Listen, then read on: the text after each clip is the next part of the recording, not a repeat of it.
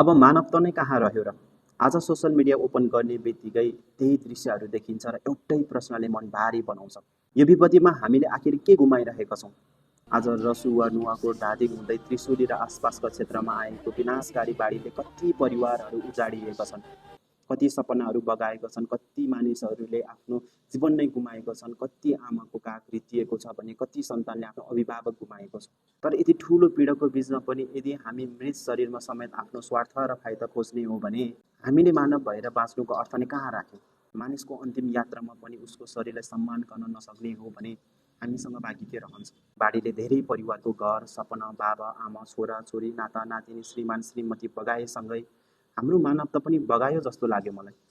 यति ठुलो पीडाको बीचमा पनि कति मानिसहरू मृतकको ज्यानबाट सुन निकालिरहेको छ।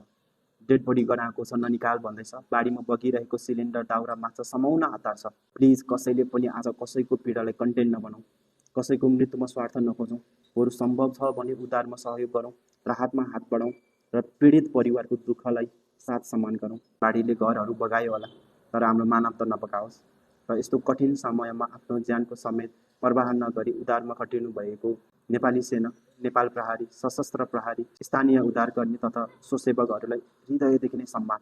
जहाँ हामी टाढाबाट सोसल मिडिया थ्रु त्यो दृश्यहरू हेरिरहेका छौँ, उहाँहरू त्यहाँ जोखिम मोलेर कसैको जीवन बचाउन दौडिरहनु भएको छ। यस विपत्तिमा ज्यान गुमाउनु भएको सम्पूर्ण आत्माहरूप्रति हार्दिक श्रद्धाञ्जली। Pray for Nepal, stay safe, stay human.